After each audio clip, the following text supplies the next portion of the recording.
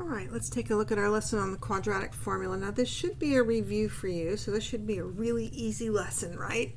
Let's just remind ourselves what the quadratic formula is. So x is going to be equal to negative b plus or minus the square root of b squared minus 4ac over 2a. Now you may or may not remember where do you get the numbers to put in place of the a, b, and c? Well, that's our quadratic in standard form. Ax squared plus bx plus c equals 0. This is where you would get your a and your b and your c from. The discriminant is the portion underneath the radical. So b squared minus 4ac. That's the discriminant. And the discriminant, if you maybe you're just wanting to know some things about the solutions. What the discriminant would tell you is it would tell you how many solutions you have, the number of solutions, or the roots. So you could either have 1 or 2. It would tell you the kind or nature of the solutions. Do you have real solutions? Are they imaginary? And if they're real, so this would apply to real solutions. If they're real, are they rational or irrational? Rational would be like, I don't know, 2 or 2.5. Irrational would be like the square root of 3. I mean, that's just like a crazy number, right? It just keeps going and going and going. So that's the information that the discriminant will tell you.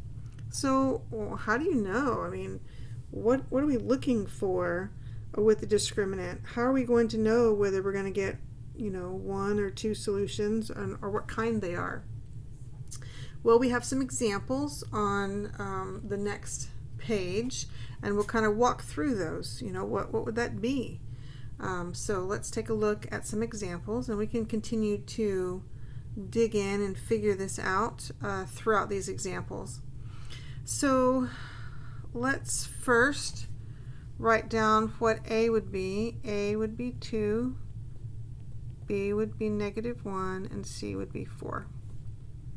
Okay, so x is equal to negative b, so negative 1 plus or minus square root of b squared, negative 1 squared, minus 4 times a, which is 2, times c, which is 4, all over 2 times a, which is 2.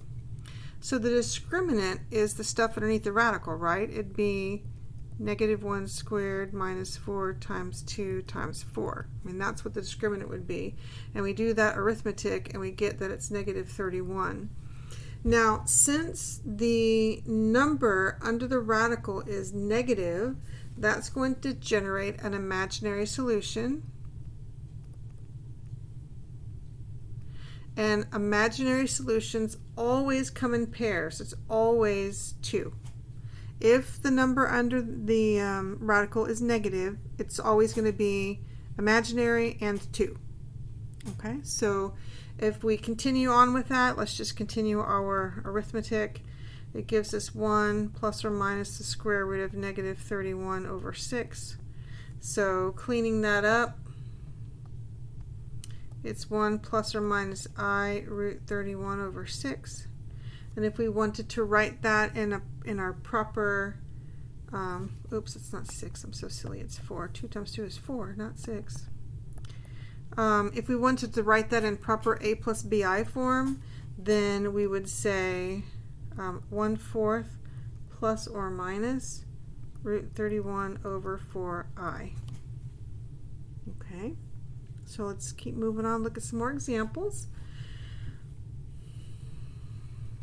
So I think you have the idea about a, b, and c, but we'll just write it one more time. So a is 1, b is 6, and c is negative 16. So here we go. X equals negative 6 plus or minus the square root of b squared, so 6 squared minus 4 times 1 times negative 16.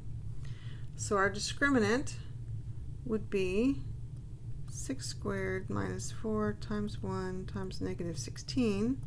And we do all that arithmetic and we get 100. Okay, so the nature, it's a positive number, so it's real. And so if it's real, we have the choice, so it's either real rational or real irrational. Well, how do we know which is which? Well, if the discriminant is a perfect square, see how that's 100, so the square root of 100 is 10, it's a perfect square, then it's going to be rational. So rational means the discriminant is a perfect square. Irrational means the discriminant is not a perfect square. Because if it's not a perfect square, then it's going to stay under the radical, and that's going to make it irrational. So this is real and rational. Now you might be wondering, well, how do I know whether there's one or two solutions if it's real? How in the world do I know that? Well, here's how you would know. So if, let's go over here and put some more notes over here. So if the discriminant equals 0, then there is one solution. Otherwise, always two solutions. So that's how we know. If the discriminant is 0, then that's the only time we have one solution. So these are just some little notes we'll put over here on the side, just some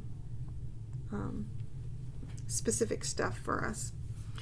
Okay, so we're going to have 2 because it's not, the discriminant is 100, it's not 0. And then that's over 2 times a, which was 1. And so that gives us negative 6 plus or minus the square root of 100 over 2, which is negative 6 plus or minus 10 over 2. Now, I have had some students try to leave it like that before. And my question to you is, could you go further? Do you know what negative 6 plus 10 is over 2? Sure, you could figure that out, right? You could make that look easy. That looks kind of crazy, really, doesn't it? Negative 6 plus or minus 10 over 2. If you can simplify, you should. So we can simplify, so we're going to. So we've got negative 6 plus 10 over 2. I've got negative 6 minus 10 over 2, which that gives us, what, 4 over 2? And that gives us, what, negative 16 over 2, which gives us that x would be 2 and x would be negative 8. Okay, great. One more. All right, so I think we've got the whole A, B, and C thing down, so I'm not going to write those out anymore. And I think we're okay with the quadratic formula. Hopefully this is enough of a memory. So I'm just going to write this out. Negative 8 plus or minus square root of 8 squared minus 4 times negative 2 times 12 all over 2 times negative 2. Okay, so the discriminant, when we do that, 8 squared minus 4 times negative 2 times 12, all that, it's going to be 160, which is, it's a positive number, so it's real. But 160 is not a perfect square, so it's irrational. Number solution is going to be 2. It's always 2 unless the discriminant is 0. And finishing this up to get our solutions, plus or minus square root of 160 over negative 4. So we would have to simplify.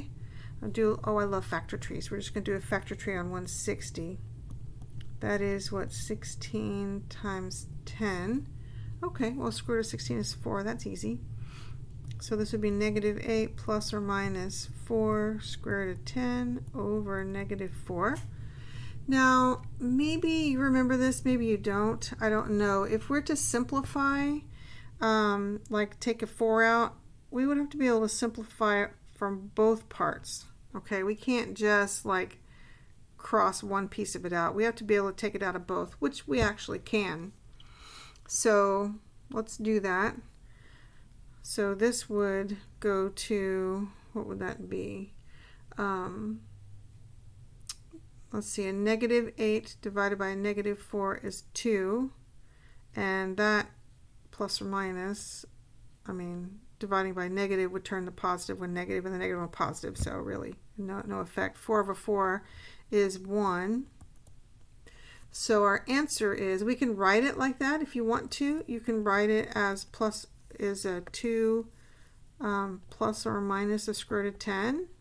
Or you could write it in two pieces. You could say x is 2 plus root 10 and x is 2 minus root 10. So you have both those options, really, whichever one you want. All right, and there's our lesson on quadratic formula.